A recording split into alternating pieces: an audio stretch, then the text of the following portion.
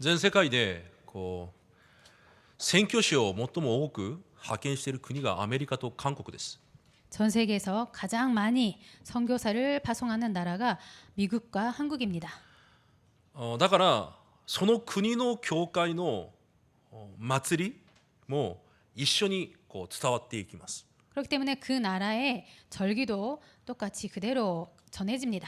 収穫感謝祭はもともとアメリカで始まった祭りです。 추수감사절은 원래 미국에서 시작된 절기였습니다. アメリカの影響を受けた多くの教会が収穫感謝祭を共に捧げています。 그래서 그 미국의 영향을 받은 많은 나라가 같이 똑같이 추수감사들을 드리고 있습니다. 今日麦秋感謝祭は韓国の教会の祭りです。 오늘 이 맥주감사절이란 것은 한국 교회의 절기입니다. 韓国から始まったものです。 한국에서 시작된 것입니다. 7月の1週目の日曜日を半年を導かれた神に感謝し 7월 첫 주 주일에 1년 반년 동안 인도하신 하나님께 감사를 드리고 また韓国では6月末から7月の頭まで麦を収穫しているため 그리고 6월 말부터 7월 첫 주까지 그 보리를 추수하기 때문에요. その麦の最初の穀物を神に感謝として捧げるそのような祭りでした。 그 첫 수확을 하나님께 감사로 드리는 그런 절기입니다. 以前から韓国で行われていた続けてきたそのような祭りです。 한국에서 옛날부터 계속 그렇게 해온 절기인 なので 것입니다. 多くの国や教会で麦秋感謝祭や収穫感謝祭などを祭りとして守っている教会がこの世にはたくさんあります。 그렇기 때문에 이 세상에 추수 감사절, 맥주 감사주의를 드리는 그런 예배 교회가 많이 있습니다.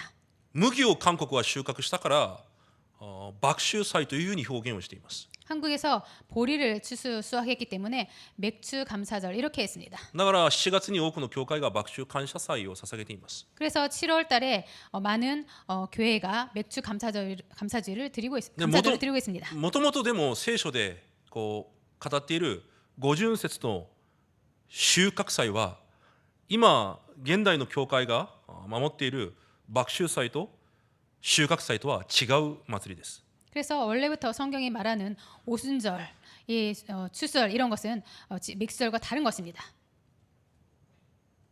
時期も違うし内容も違います。 시기도 내용도 다릅니다.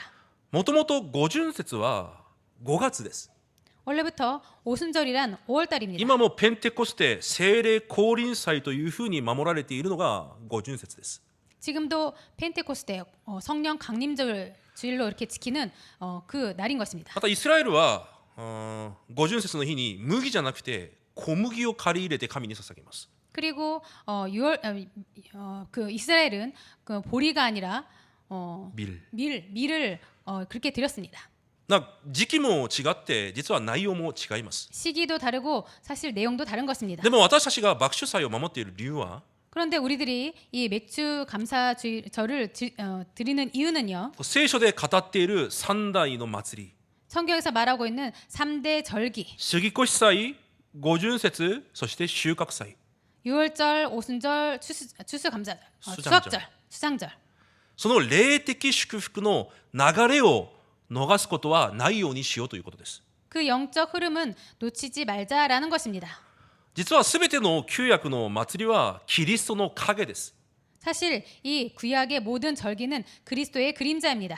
キリストによって完成されたんです。 그리스도로 완성된 것입니다. だから厳密に言うと旧約の祭りは守らなくていいんですよ。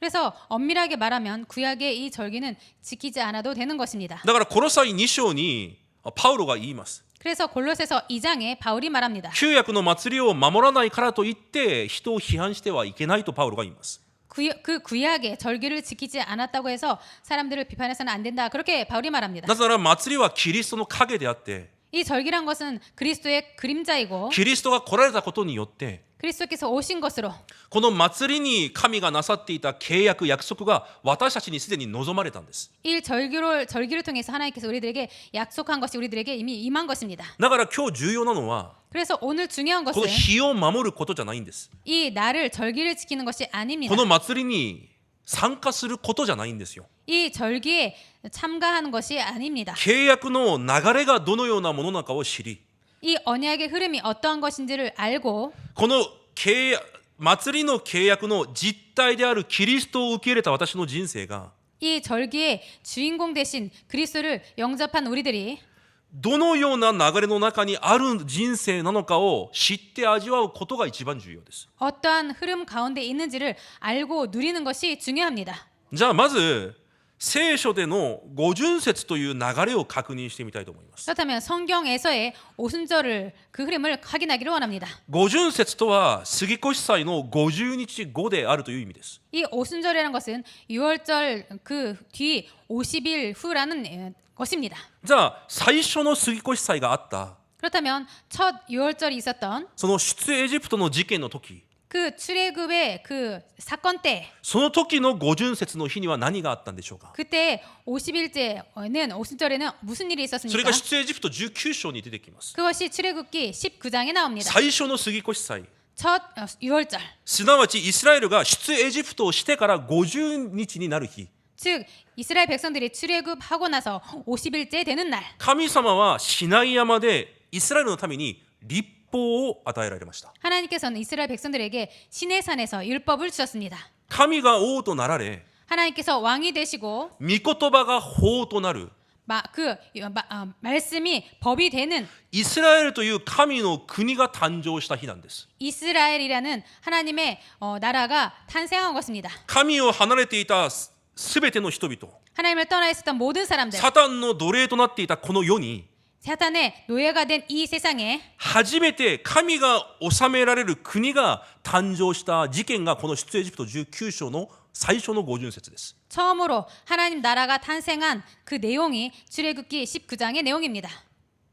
だから最初の五巡節の日に何があったのかをまず知ることが重要です。 그래서 그 처음 오순절에 무슨 일이 있었는지를 아는 것이 중요합니다. 出エジプト19章6節に神が言われます。 출애굽기 19장 6절에 하나님께서 あ 말씀하십니다. なた方は私にとって祭司の王国聖なる国民となると神が言われました。 너희가 내게 대하여 제사장 나라가 되며 거룩한 백성이 되리라라고 써 있습니다. だから五巡節最初の五巡節の日には神が律法を与えられ神の国を作られたんです。 그래서 첫 6월절에는 하나님께서 五巡節の日には 그 첫 6월절에는 五巡節の日には 오순절 날에는 그 하나님께서 나라를 만드시고 율법을 주신 것입니다. だから今もイスラエルの民は五巡節の日にモーセが神から律法を受けたことを記念する日として守っています。 그렇기 때문에 지금도 이스라엘 백성들은 6월절 날에 하나님께서 모세에게 그 율법을 주셨음을 지키는 날입니다. 杉越祭の日じゃなくて五巡節の日、 오순절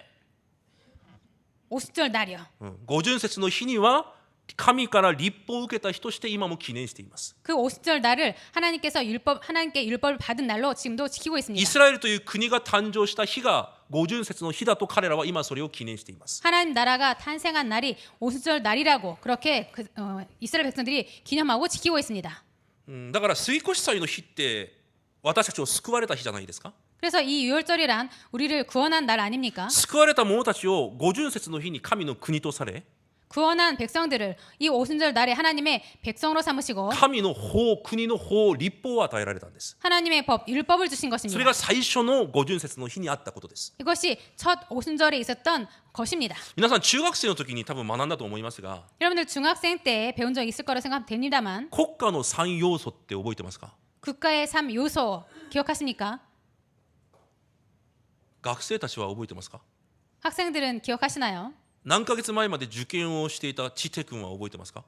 몇 개월 전에 수험생이었던 지태 랩런트는 기억하나요? 国家の3要素 국가 3 요소 主権、 주권, 国民、 국민, そして領土です。 그리고 영토입니다. 実はこれも聖書から出てきたものです。 사실 이것도 성경에서 나온 것입니다. 神が王となられた神の国を作られ 하나님께서 왕이 되신 하나님 나를 만드시고 イスラエルの民を神の国の民とされ 이스라엘 백성들을 하나님의 백성으로 삼으시고 そして領土となるカナンの地まで神が導かれていくと約束されます。 그리고 영토가 되는 가나안 땅까지 하나님께서 인도에 가신다는 것입니다. それが暗闇で満ち溢れていたこの地に 이것이 흑암으로 가득한 이 땅에 神の国、神の民を作られるという神の最初の始まりだったんです。 하나님의 나라, 하나님의 백성을 만드시는 그런 첫 사건인 것입니다. だから神様はカナンの地に入る40年前から 그렇기 그렇기 때문에 하나님께서 그 가나안 땅에 들어가기 40년 전부터 カナンに入ればこの麦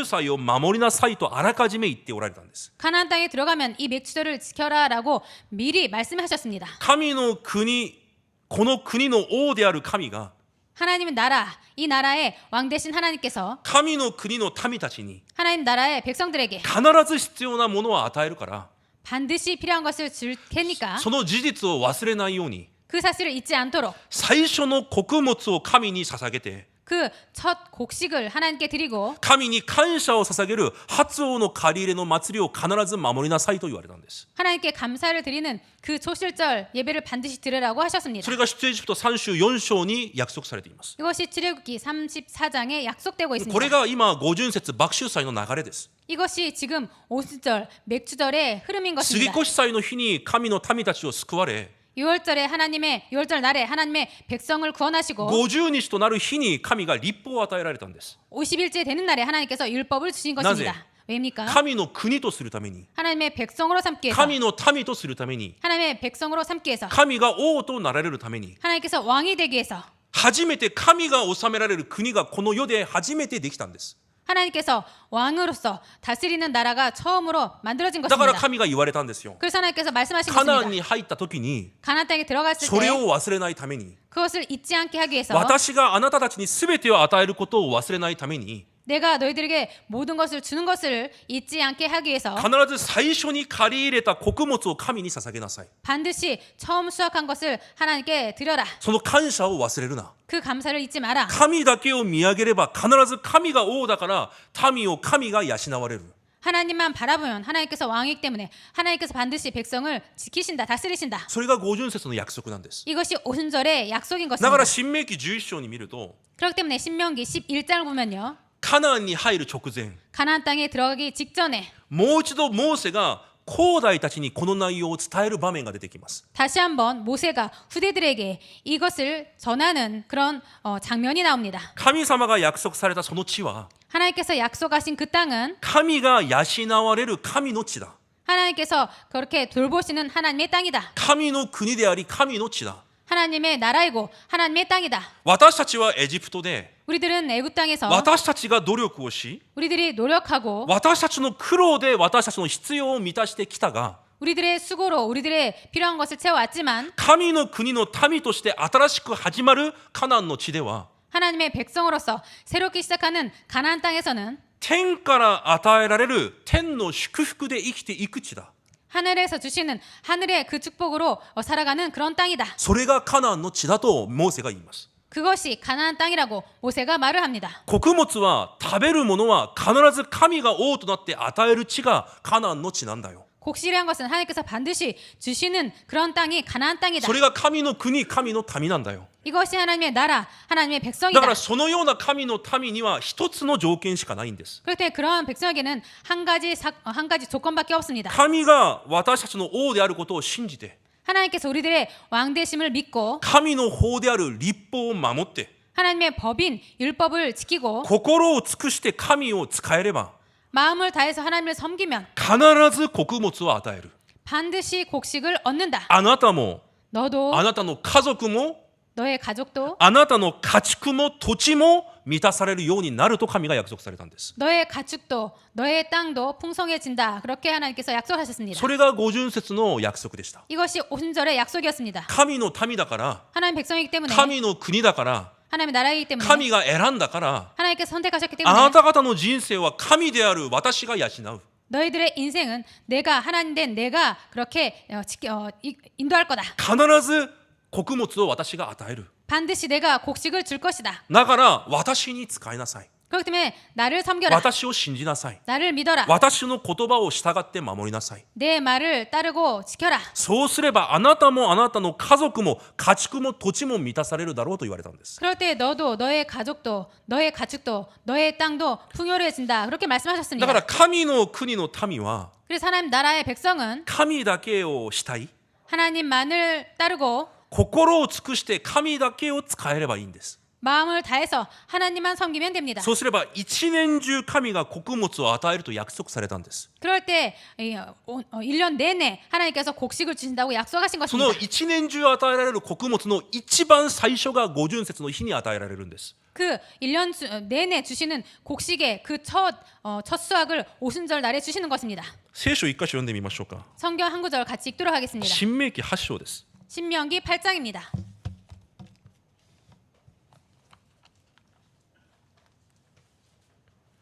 一緒に探して共に読んでみます。 같이 찾아서 읽도록 하겠습니다. 新明記8章6節から10節 신명기 8장 6절부터 8절.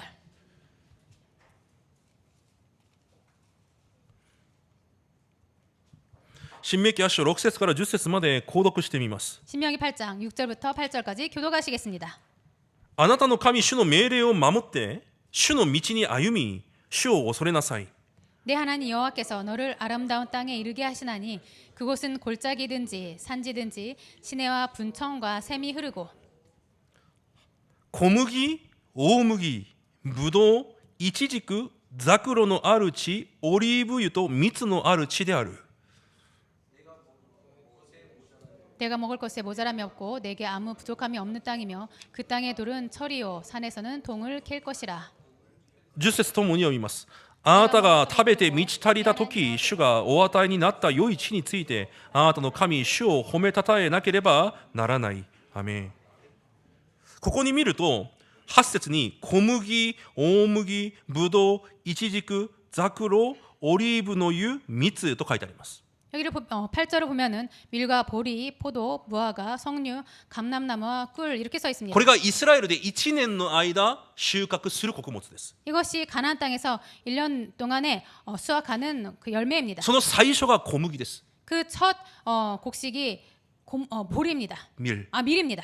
神に仕えれば 하나님을 섬기면 神の御言葉に従い 하나님의 말씀을 따르고 神を王として仕え 하나님을 왕으로 섬기고 神を信頼し 하나님을 신뢰하고 神が与えられた方法で神の民として生きれば 하나님께 주시는 방법으로 하나님을 따라가면 神は必ずこの小麦を最初の穀物として与え一年中与えられると約束されているんです。 반드시 하나님께서는 그 밀을 주시듯이 1년 내내 곡식을 주시고 인도하신다는 足 것입니다. りなさがない人生として神が祝福されると約束されています。 부족함이 없는 인생으로 하나님께서 축복하신다는 것입니다. だから今日この麦秋祭初王の借り入れの祭りは一年の収穫を確信して感謝するそのような日だったんです。 그렇기 때문에 이 맥주절, 이 첫 절기는 하나님께서 1년 동안 지키시고 인다는 것을 감사하면서 드리는 절기인 それが 것입니다. 旧約の五旬節でした。 이것이 구약의 오순절이었습니다. じゃあイスラエルの民が 그렇다면 이스라엘 백성이 そのように神に仕えましたか？ 그렇게 하나님을 섬겼습니까? 御言葉通りに生きましたか？ 말씀대로 살았습니까? イスラエルはそうすることができませんでした。 이스라엘 백성은 그렇게 할 수 없었습니다. 確かに神様は神を優先順位とし 확실히 이스라엘 백성들은 하나님을 우선순위로 삼고 神を礼拝し 하나님을 예배하고 神だけを信頼し 하나님만 신뢰하고 神の御言葉だけで生きていけばいいという暮らしの方法を与えられたのに 하나님만 믿고 따라가면 된다고 하는 그 방법을 주셨는데 神の御言葉で生きていけばいいという暮らしの方法を与えられたのに 하나님의 말씀만 따라가면 된다는 그 방법을 주셨는데 イスラエルの民は世の人々の暮らしの方法についていきました。 이스라엘 백성들은 세상 방법을 따라 살았습니다. 世の人々の仕事の方法通り 세상의 사람들의 그 일의 방법대로 世の人々の暮らしの方法通り 세상 사람들의 삶의 방법대로 世の人々の人間関係についていきました。 세상 사람들의 인간관계를 따라갔습니다. だからいくら穀物を得ても 그래서 아무리 곡식을 얻어도 他の国に全てを奪われたんです。 다른 나라에 다 빼앗겼습니다. それが旧約イスラエルの歴史の繰り返しでした。 이것이 구약의 이스라엘 백성들의 역사에 반복된 理由は 것이었습니다. 一つです。 이유는 한 가지입니다. 神の民としての法を守らなかったからです。 하나님의 백성으로서의 그 법을 지키지 않았기 때문입니다. 日頃毎日24の生活神だけに集中すればいいのに 매일 24시간 하나님께만 집중하면 되는데 その神を信頼することができず違うものを集中してしまうんです。 하나님께 집중하지 못하고 다른 것에 집중했습니다. だからこの五旬節の祝福を得ることができなかったんです。 그렇기 때문에 이 오순절의 축복을 얻을 수가 없었습니다. それがイスラエルの旧約の繰り返しです。 이것이 이스라엘의 구약의 반복된 것이었습니다. 人間の努力では神に仕えることできません。 인간의 노력으로는 하나님을 섬길 수 없습니다. 最初の人間アダムが自分の努力、自分の熱心で御言葉を守ることができなかったように、 첫 인간 아담이 자신의 노력, 자신의 열심으로 그것을 지킬 수 없었던 神 것처럼 の御言葉を守ることができなかったように、 하나님의 말씀을 지킬 수 없었던 것처럼 アダムの子孫である人間は 아담의 자손인 인간은 絶対私たちの熱心で神に仕えることができないんですよ。 절대로 우리들의 열심으로 하나님을 섬길 수 없습니다. だから聖書は言います。 그렇기 때문에 성경은 말합니다. 旧約のすべての契約と 구약의 모든 언약과 旧約のすべての祭りを 구약의 모든 절기를 キリストが成し遂げられたと言われます。 그리스도께서 다 이루셨다라고 하십니다. 人間の力では御言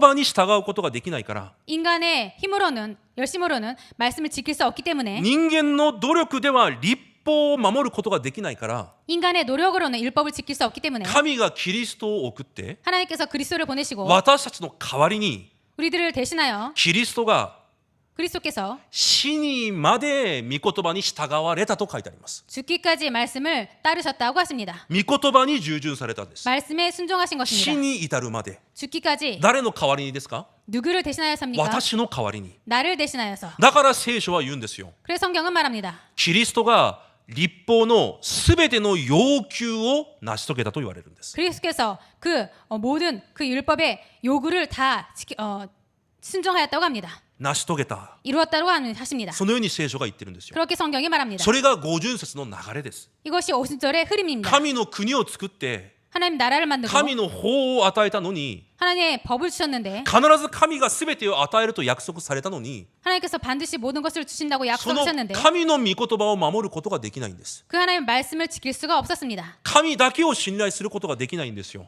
하나님만을 신뢰할 수 それ 없었습니다. が人間です。 이것이 だ 인간입니다. から神がキリストを送られて、 그래서 하나님께서 그리스도를 보내시고 旧約のすべての律法をキリストを通して成し遂げたんです。 구약의 모든 율법을 그리스도를 통해서 이루신 것입니다. 私たちの代わりに、 우리들을 대신하여 そのキリストが十字架でよみがえられたことによって、 그 그리스도께서 십자가에서 부활하심으로 すべての救いの契約が完成された後は、 모든 구원의 언약이 성취된 다음에는 五旬節の日に 오순절 날에 神が律法を与えられたんじゃなくて、 하나님께서 율법을 주신 것이 아니라 違うものを与えられます。 다른 것을 주셨습니다. それが聖霊です。 그것이 성령입니다.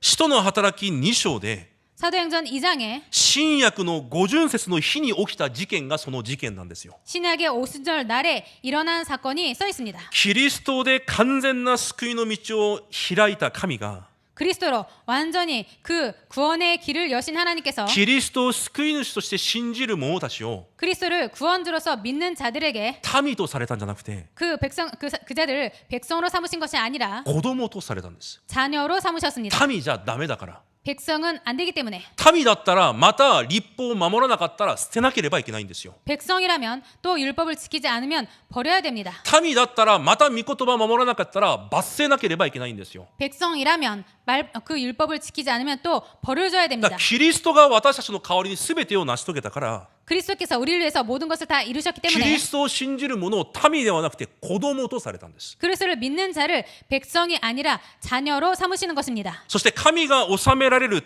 民を乗り越えて、 그래서 하나님께서 지키시는 백성을 넘어서 神の聖霊で共におられる神の教会として建てられたんです。 하나님께서 함께 하시는 그 교회로 삼으신 것입니다. 神の聖霊が共におられる教会。 하나님의 성령이 함께 하시는 교회. だからこの地に教会というものが初めて生まれた日が五旬節の日です。 그래서 이 땅에 교회가 처음 생긴 날이 그 오순절입니다. これが聖書の五旬節の流れです。 이것이 성경의 오순절의 흐름입니다. 旧約の五旬節の最初の日に神の国が誕生します。 구약의 첫 유월절 날에 하나님의 그 나라가 생겼고 そして律法を与えられます。 그리고 율법을 주셨습니다. 律法を守れば必ずあなたの人生を私が養うと約束されます。 율법을 지키면 반드시 너의 인생을 내가 먹인다고 だから 약속하셨습니다. カナンに入ってそれを忘れないように五旬節麦秋祭を守りなさいと言われます。 그렇기 때문에 가나안 땅에 들어가서 그걸 잊지 않도록 그 오순절 맥주절을 지켜라라고 하셨습니다. 必ず穀物を借り入れる祝福を与えるから。 반드시 곡식을 수확하는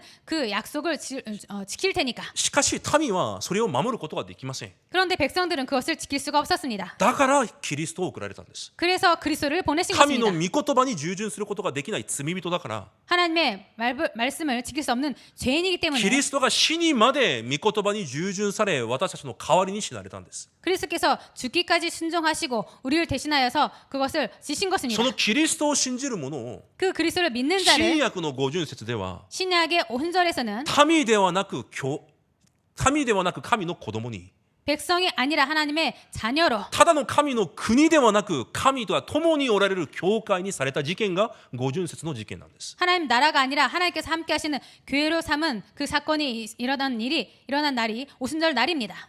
だから第一ペテロ2章9節でペテロが 그렇기 때문에 베드로전서 2장 9절에 베드로가 この出エジプト19章で最初の五巡節の日、神が言われた言葉をもう一度繰り返します。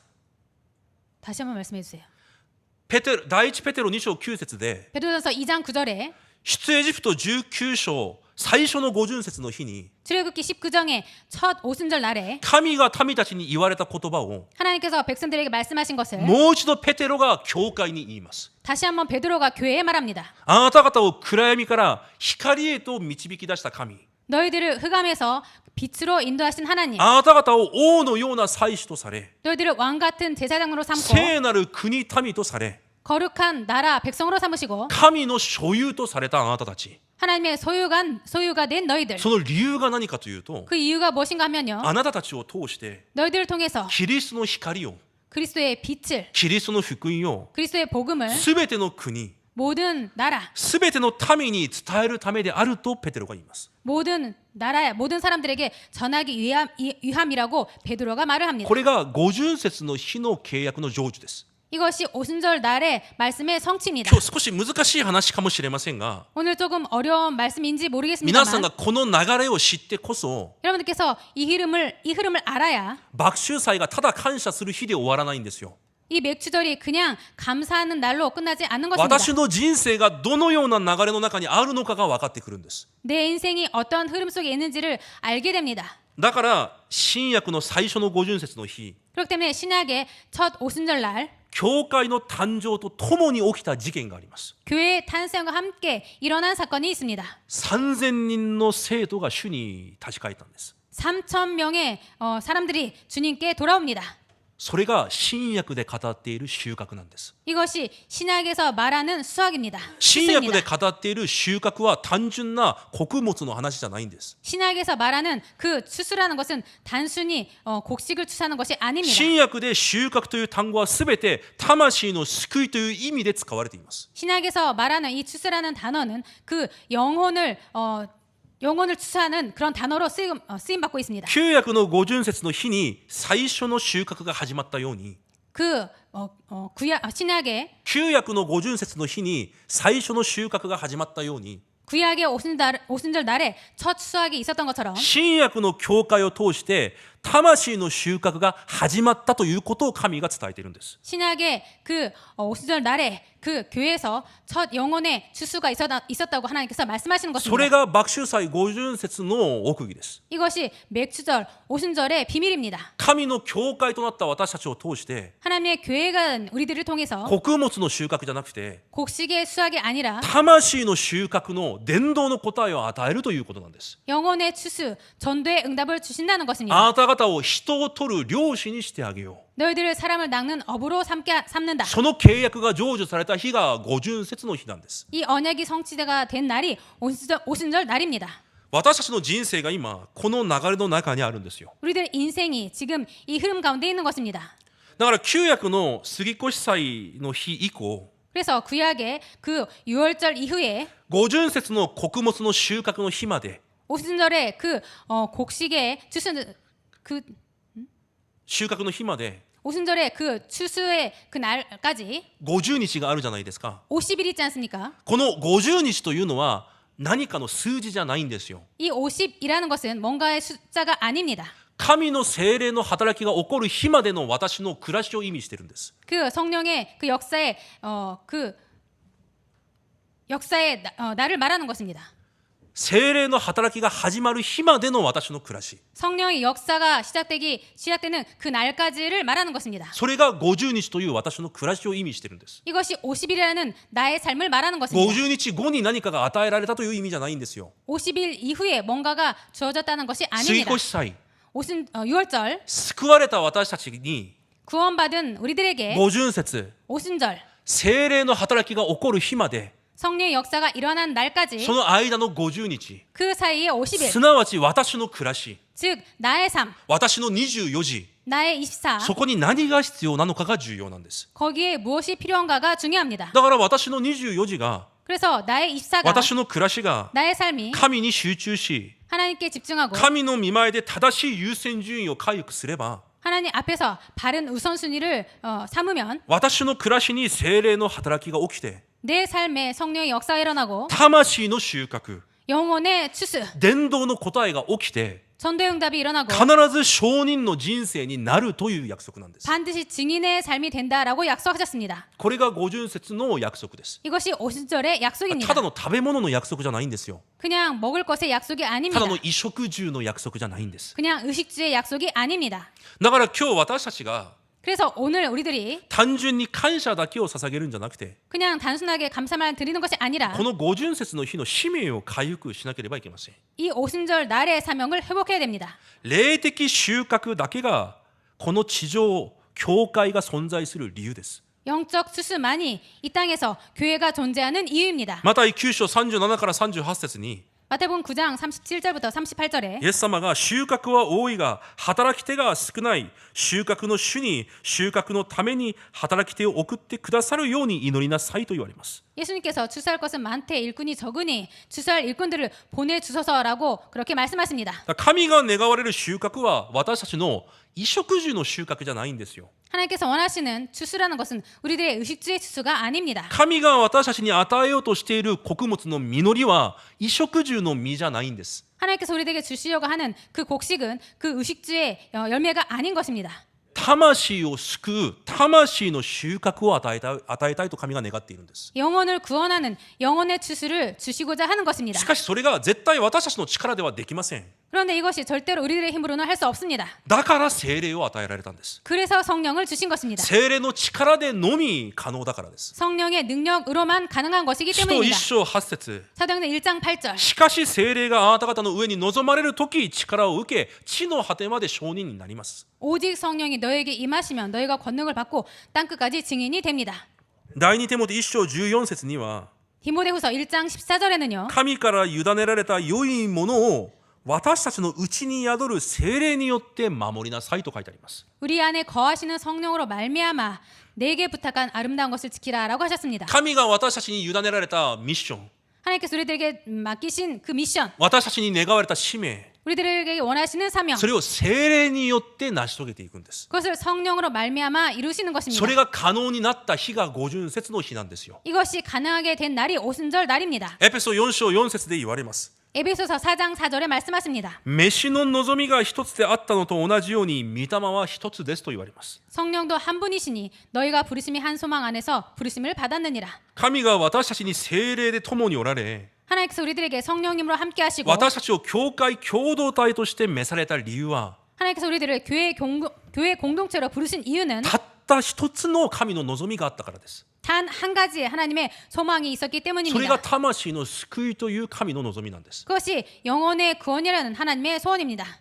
だから今も同じです。 그래서 지금도 똑같습니다. 旧約のイスラエルの民が 구약의 이스라엘 백성들이 神の国の民だという招待制だけ回復すれば 하나님 나라의 백성이라는 정체성만 갖고 있다면 本当に神を王として主人として使えれば 정말 하나님을 왕으로 주인으로 섬기면 本当に神の御言葉で生きていけば 정말 하나님의 말씀으로 산다면 ダビデの時のように全てを回復されたように 다윗 때처럼 모든 것을 회복한 것처럼 今私たちがこの地上で 지금 우리들이 이 땅에서 神の教会として 하나님의 교회로서 魂を救う霊的狩る者として 영혼을 구원하는 영적 추수꾼으로서 その招待性を回復し 그 정체성을 회복하고 まず神の国と神の義を求める暮らしを回復すれば 먼저 하나님의 나라와 의를 구하는 삶을 회복하면 神は全てを回復されるということなんです。 하나님 모든 것을 회복하신다라는 것입니다. だから私たちの人生が今この流れの中にあるんですよ。 그래서 우리들의 인생이 지금 이 흐름 가운데 있는 것입니다. 旧約のイスラエルの民が過ちを犯して違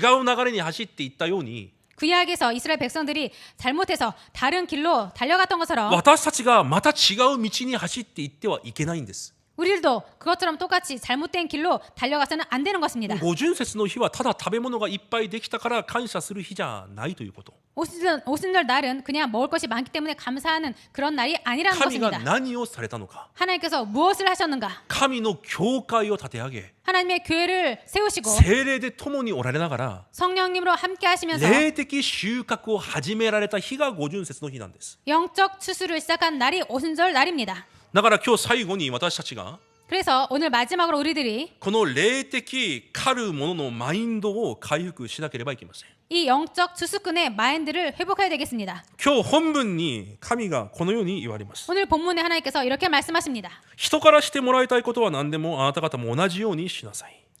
너희들이 대접 받으려면 똑같이 그렇게 대접해라. 神が私を先に神の子供としてもてなしてくださったわけです。 하나님께서 우리들을 먼저 하나님의 백성으로 하나님의 자녀로 대접을 하신 것입니다. マタイ5章から続けてその話ばかりです。 그래서 마태복음 5장부터 계속해서 그 말씀을 하십니다. この世のものを握るために熱心に暮らさなくて生きていかなくていいよ。 이 세상 것을 잡으려고 열심히 그렇게 살아가지 않아도 된다. 目に見えるものを奪われないために人と争わなくていいんだよ。 눈에 보이는 것을 뺏기지 않으려고 사람들과 싸우지 않아도 된다. あなたの父が創造主だから 너의 아버지가 창조주이시기 때문에 むしろそれを与えなさい。 오히려 그것을 줘라. むしろ譲りなさい。 오히려 양보해라. あなた方はただ神の子供として 너희들은 그냥 하나님의 자녀로서 神の御前に立つだけでいいんだよ。 하나님 앞에 서기만 하면 된다. その方を認め 그분을 その方 인정하고 を信頼し 그분을 신뢰하고 その方の前に立つだけでいいんだよ。 그분 앞에 서기만 하면 된다. そうすれば隠れて見ておられるあなた方の父があなたを報ってくださるんだよ。 그럴 때 은밀한 중에 보시는 내 아버지께서 갚으시리라. その父はあなた方に必要な全てをご存知である方なんだよ。 그 아버지 하나님께서는 너희들의 필요한 모든 것을 다 알고 계시는 하나님이시다. 悪いものであっても良いものを子供に与えているように 악한 자라도 좋은 것으로 자식에게 줄 줄 알거든. 父である神があなた方にいつでも良いものを与えられる方なんだよ。 아버지신 하나님께서 너희에게 항상 좋은 것을 주시는 분이시다. 神が私たちを先に子供としてもてなしてくださったわけです。 하나님께서 우리를 먼저 자녀로 그렇게 삼으시고 그렇게 대접해 주신 それ 것입니다. が救いです。 이것이 구원입니다. だから私たちの人生は 그래서 우리들의 인생은 世のものを握りしめるために生きていくそういう人生ではないということです。 세상 것을 잡으려고 살아가는 그런 인생이 아니란 あ 것입니다. なた方は人を生かす霊的狩るものとして神に残された残りのものなんだ。 너희들은 사람을 살리는 자로서 영적 수꾼으로서 그렇게 남은 자다. その契約一つ今日握るだけでいいです。 그 언약 하나만 오늘 잡으시면 됩니다. 五巡節の日に 오순절 날에 教会を建てられ 교회를 세우시고 神が与えられた最初の穀物は 하나님께서 처음으로 주신 그 곡식은 人を生かすという救いのみだったんです。 사람을 살린다는 그 구원의 열매였습니다. それが皆さんの人生にある約束された五巡節の約束なんです。 이것이 여러분들의 인생에 있는 그 오순절 날에 여러분들에게 약속하신 것입니다. だから皆さんの人生は皆さんの父である神に委ねて 그렇기 때문에 여러분들의 인생은 여러분들의 아버지신 하나님께 맡기고 皆さんは祈りで聖霊の満たしを求めればいいんです。 여러분들은 기도로 성령의 충만을 구하면 됩니다. 聖霊の内住導き見働きを求めていればいいんですよ。 성령의 내주 인도 역사를 구하면 됩니다. だからあなた方はまずその国と神の義を求めなさい。 그런즉 너희는 먼저 그의 나라와 그의 의를 구하라. そうすれば必要なすべてのものを神が満たすと約束されています。 그럴 때에 필요한 모든 것을 하나님께서 채우신다고 약속하셨습니다. あなた方が父に求めるとき、父が聖霊をあなた方に与えないだろうかと先週言われました。 너희들이 구할 때 하나님께서 성령을 주시지 않겠느냐라고 지난주에 だ 말씀하셨습니다. から私たちが受けるべき本当の答え、 그래서 우리들이 받아야 될 진짜 응답, 私たちの人生の中にある本当の祝福、 우리들 인생에 있는 진짜 축복, それが何であるのかを知って今日新しく始めなければいけないということです。 그것이 무엇인지를 오늘 알고 오늘 새롭게 시작하지 않으면 안 되겠습니다. 聖霊の悟りが皆さんにあることを主の皆で祝福します。 성령님의 깨달음이 여러분들에게 있으시기를 주님으로 축복드립니다. エペソ6章18節に言われます。 에베소서 6장 18절에 말씀하십니다. あらゆる祈りと願いによってどんな時にも御霊によって祈りなさい。 모든 기도와 간구를 하되 항상 성령 안에서 기도해라. すべてのものを聖霊の中でと言われます。 모든 것을 성령 안에서라고 聖 말씀하셨습니다. 霊が皆さんと共におられることを確信して、 성령께서 여러분들 안에 함께 하심을 확신하시고 聖霊がなぜ私と共におられるのかを忘れずに、 성령께서 왜 우리와 함께 하시는지를 잊지 마시고 すべてのことを祈りで分別しなさいということなんですよ。 모든 것을 기도로 모든 것을 분별하라는 衣 것입니다. 食住のために生きる人生じゃないということです。 의식주를 위해서 살아가는 인생이 아니라는 神 것입니다. が新約の教会に約束された初歩、 하나님께서 신약 교회에 말씀하신 그 첫 열매, 最初の穀物、 첫 곡식, それは伝道の答えなんです。 그것은 전도응답입니다. 食べるものじゃないんですよ。 먹을 것이 衣 아닙니다. 食住じゃないんです。 의식주가 아닙니다. その使命を私たちが回復することが神が今日私たちに願われていることなんです。 그 사명을 회복하는 것이 오늘 하나님께서 우리들에게 원하시는 것입니다. だから皆さんはこの世のために生きる存在じゃないです。 그래서 여러분들은 이 세상을 위해서 살아갈 존재가 아닙니다. 皆さんは人を生かす霊的狩るものなんです。 여러분들은 사람을 살릴 영적 수수꾼입니다.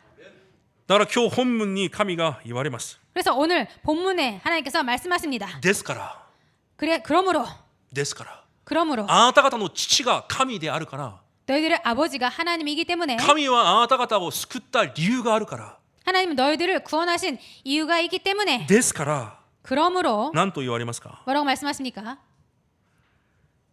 人からしてもらいたいことは何でもあなた方も同じように人にしなさい。 무엇이든지 남에게 대접을 받고자 하는 대로 너희도 남을 대접하라.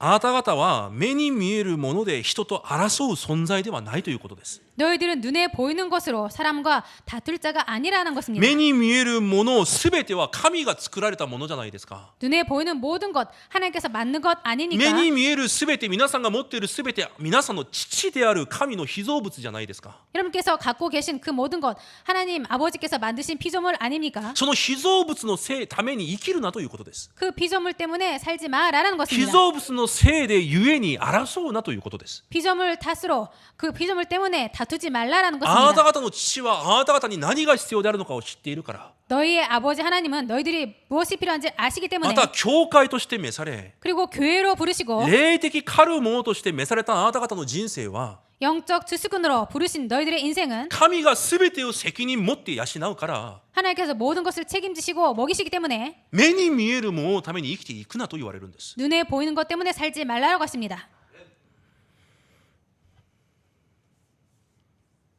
そういうものをいくらでも神が皆さんに与えることできます。 그런 것 얼마든지 하나님께서 여러분들에게 주실 수 今 있습니다. 日子供の礼拝の時にこういうことを言いました。 오늘 어린이 예배 때 이런 말씀을 드렸습니다. お父さんが肉屋をしている子供は、 아버지가 고깃집을 하는 자녀는 肉をもう一個食べるために争うことはないでしょ 고기를 하나 더 먹으려고 싸우거나 하지 않죠. う。むしろ友達に肉を与えるはずです。 오히려 친구들에게 고기를 줄 것입니다. 自分の父親が肉屋をやってるから。 자신의 아버지가 고깃집을 하기 때문에 皆さんの父が本当に創造主ですか？ 여러분들의 아버지가 정말로 창조주십니까? なら父の被造物を私の手に握りしめるために争う必要がないということですよ。 그렇다면 그 아버지 하나님의 피조물을 잡기 위해서 다툴 필요가 없는 것입니다. 父が作られたものをむしろ与えながら生きていきなさいと言われているんです。 아버지께서 만드신 것을 오히려 주면서 살아라는 あな 것입니다. た方の人生はそういう人生だから。 너희들의 인생은 그런 인생이기 神 때문에 に選ばれ、 하나님께 선택받고 神の国、神の教会となり、 하나님의 나라, 하나님의 교회가 되고 神の霊が共におられながら 하나님의 영이 함께하면서 人生に必要なすべてを満たし、 인생에 필요한 모든 것을 채워주시고 あなた方を通して魂を狩る、収穫する伝道の答えを神が準備しているから。 너희를 통해서 영혼을 살리는 영혼을 추수하는 그런 자를 하나님께서 다 준비하시기 때문에 だからあなた方の人生がどんな人生があるのかを忘れるなということなんです。 그렇기 때문에 너희들의 인생이 어떤 인생인지 잊지 말라라고 하십니다. だから今日イエス様が最後に言われます。 그래서 예수님께서 오늘 마지막에 말씀하십니다. これが律法と預言者です。 이것이 율법이요 선지자니라. どういう意味ですか？ 무슨 뜻입니까? これが旧約聖書のすべてだということです。 이것이 구약 성경의 모든 것이다라는 것입니다. 本当に旧約聖書を知っているなら、 정말로 구약 성경을 알고 本 있다면 当に旧約聖書で語られてきたメシアをキリストとして受け入れたものなら、 정말로 구약에서 말하고 있는 그 메시아를 그리스도로 영접했다면 本当に神の民となり神の子供になったなら、 정말로 하나님의 백성이 되고 하나님의 자녀가 되었다면 霊的狩る者としてこの地を生きているのが間違いないなら、 영적 주수꾼으로서 이 땅을 살아가는 것이 틀림없다면 魂をもてなし、 영혼을 대접하고 人を生かす人生になるのは当然だということなんです。 사람을 살리면서 살아가는 것은 당연하다는 目 것입니다. に見えるものを手に握る締めるために必死になって生きていくんじゃなくて、 눈에 보이는 것을 잡기 위해서 필사적으로 살아가는 것이 아니라 むしろ全てを譲り 오히려 모든 것을 양보하고 全てを与えられる人生になるのが当然だということです。 모든 것을 주면서 살아가는 것이 당연하다는 것입니다. なぜ？ 왜입니까? あなた方の父が創造主だから。 너희 아버지가 창조주이시기 때문에. だからこういう信仰と心がないまま 이런 믿음과 이런 마음이 없는 채로 福音だけを伝えるから伝道が成り立たないんです。 복음만 전하기 때문에 전도가 되어지지 않는 것입니다. こういう伝道者のマインドを持たずに 이런 전도자의 마인드를 갖지 霊 못하고 的狩る者としての心を持たずに 영적 주스꾼으로서의 마음을 갖지 못하고 福音だけを語っているから伝道の実が実らないんですよ。 복음만 전하기 때문에 전도의 열매가 맺히지 않는 것입니다. ものすごく重要な御言葉です。 아주 중요한 말씀입니다. 立法と預言者だと言われました。 율법이요 선지자니라라고 하셨습니다. これが旧約のすべてだと言われたんですよ。 이것이 구약의 모든 것이다라고 말씀하셨습니다. だからイエス様はマタイ5章から続けて言われてるんです。 그래서 예수님께서 마태복음 5장에 계속해서 말씀하십니다. 5章から続けて言われます。 5장부터 계속해서 말씀하십니다. この世の本当の祝福は地上ではなくて天にあるものだ。 이 세상의 진짜 축복은 이 땅이 아니라 하늘에 있는 것이다. だからこの地上にあるものを願う者がいれば与えなさい。 그래서 이 땅의 것을 그렇게 원하는 자가 있으면 줘라. 欲しいものがあればそれを与えなさい。 그것을 원한다면 줘라. あなた方はそれを得ようとせずにむしろ与えるものになりなさい。 그것을 너희들이 얻으려 가지 말고 오히려 주는 자가 되라. あなた方の父はあなた方の必要を満たす方だから。 너희 아버지 하나님은 너희의 필요한 것을 채우시는 분이기 때문에 必要もないことを心配して生きるんじゃなくて、 필요도 없는 것을 걱정하며 사는 것이 아니라 父親がいつでも作れるものを握りしめるために生きていくんじゃなくて、 아버지께서 얼마든지 만질 수 있는 그것을 꽉 잡으려고 하지 말고 むしろ魂をもてなし 오히려 영혼을 대접하고 人を生かす人生になりなさいということです。 사람을 살리는 인생이 되라라고 하셨습니다. 心配せずに使命に向かって走っていきと言われるんです。 걱정하지 말고 사명을 향해서 달려가라라고 하셨습니다. 本当の借り入れ、 진짜 추수, 魂の収穫、 영혼의 추수, 伝道宣教、 전도 선교. そのために何も心配せずに走っていけと言われるんです。 그것을 위해서 아무것도 걱정하지 말고 달려가라고 それが 하셨습니다. 五巡節の日の契約なんです。 이것이 오순절 날의 연약입니다. だから皆さんは全てを譲り 그래서 여러분들은 모든 것을 양보하시고 配慮することで 배려함으로 人と争わず 사람과 싸우지 말고 人に騙されず 사람에게 속지도 말고 むしろ命の福音で人を生かす霊的狩るものになることを主の皆で祝福します。 오히려 생명의 복음으로 그들을 살리는 영적 수수군이 되시기를 주님으로 축복드립니다. 結論です。 결론입니다. 少し神学的な話もしました。 조금 신학적인 말씀도 だから 들었습니다. 難しかったかもしれません。 그래서 어려웠을지 모릅니다.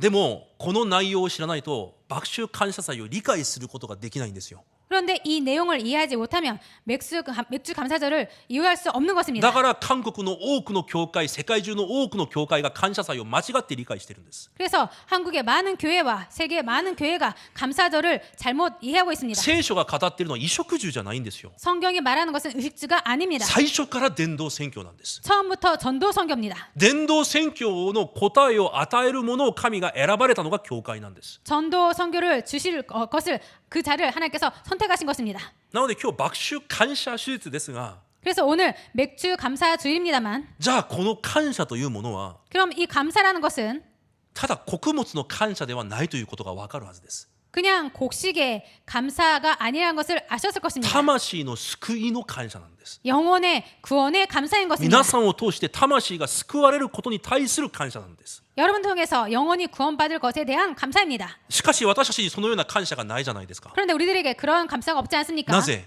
왜입니까? 魂を救うという実が実らないから。 영혼을 구원한다라는 그 열매가 맺혀지지 않기 때문에 なぜ実らないのか。 왜 맺혀지지 않는가? 霊的狩る者としての招待性を持って生きていかないからなんです。 영적 주수꾼으로서의 정체성을 갖고 살지 않기 い 때문입니다. つも目に見えるものだけで生きていくからなんですよ。 항상 눈에 보이는 것만 갖고 살기 때문입니다. 今日それを変えることを神が願われているんです。 오늘 그것을 바꾸기를 하나님께서 원하시고 계십니다. 魂を救うことが神が五巡節の日に与えようとしている本当の答えなんです。 영혼 구원이 하나님께서 오순절 날에 주시려고 하는 진짜 응답입니다. なら私たちが教会として 그렇다면 우리들이 교회로서 本当に神に選ばれた神の子供として 정말 하나님께 선택받은 하나님의 자녀로서 霊的狩る者として 영적 투스꾼으로서 この魂の救いの答えに集中し 이 영혼 구원에 집중해서 本当の感謝 진짜 감사, 魂を私を通して魂が救われたという本当の感謝 나를 통해서 영혼이 구원받았다는 진짜 감사, その感謝を回復する私たちの教会皆さんになることを主の皆で祝福します。 그것을 회복하는 여러분들, 우리 교회가 되시기를 주님으로 축복드립니다. 私たちの人生は3つの祭りの流れの中にあります。 우리들 인생은 세 가지 절기의 흐름 가운데 있습니다. 最初の祭り杉越祭、 첫 절기 유월절, 神が私たちを子供として救われ 하나님께서 우리들을 자녀로서 구원하시고 霊的狩る者として選ばれた事件です。 영적 투스꾼으로 선택받은, 그렇게 선택하신 그런 날입니다. そして最後の収穫祭、 그리고 마지막 수장절, マタイ13章39節に見ると 마태복음 13장 39절 보면요, この世の終わりは 이 세상의 끝은 天国の収穫祭だと言われます。 하늘의 추수절이다라고 말씀하셨습니다. 信じる者を天に収穫する日がこの世の終わりだと言われます。 믿는 자를 하늘에 추수하고 그렇게 세상이 끝난다고 その 말씀하십니다. 時の狩る者は天の御使いだと言われます。 그때의 추수꾼은 천사들이라고 だ 하셨습니다. からこの世の終わりには天使たちが御使いたちが降りてきて信じる者たちを天に導くんです。 그래서 세상 끝에는, 세상 끝날 때에는 천사들이 내려와서 그 믿는 자들을 추수하고 그렇게 끝난다는 そ 것입니다. れが収穫祭最後の約束です。 이것이 그 수장절의 마지막 そ 약속입니다. の間にあるのが私たちの人生です。 그 가운데 그 사이에 있는 것이 우리들 인생입니다. 五巡節、 오순절, すなわち霊的収穫の暮らし、 즉 영적 추수의 삶. その祝福を回復する時間になることを主の皆で祝福します。 이 축복을 회복한 여러분 되시길 주님으로 축복드립니다. お祈りします。 기도하겠습니다. 神様感謝します。 하나님 감사드립니다. 目に見えるもののために生きていくのではなく、 눈에 보이는 것을 위해서 살아가는 것이 아니라 目に見えるものを得るために生きていくのではなく、 눈에 보이는 것을 얻기 위해서 살아가는 것도 아니고 神の教会として選ばれ 하나님의 교회로서 선택받고 神の聖霊が共におられ 하나님의 성령님이 함께하며 霊的狩る者として選ばれた人生であることを信じます。 영적 추수꾼으로서 선택받은 것을 믿습니다. これから私たちが人と争うのではなく、 앞으로 우리들이 사람과 싸우는 것이 아니라 目に見えるものによって争うのではなく、 눈에 보이는 것 때문에 싸우는 것이 아니라 むしろ人を生かし 오히려 사람을 살리고 霊的な救いを与えることができる伝道者となれるよう祝福してください。 영적인 축복을 주는 자로 살 수 있도록 축복하여 주옵소서. 神が約束された本当の感謝、 하나님께서 약속하신 진짜 감사, 神が約束された本当の実り、 하나님께서 약속하신 진짜 열매, 伝道の実、 전도의 열매, 伝道の感謝が私の生活に回復されることができるよう主が祝福してください。 전도의 감사가 우리들에게 회복되도록 축복하여 주옵소서. イエス・キリストの皆によってお祈りいたします。 예수 그리스도의 이름으로 기도드립니다. アメン。 아멘.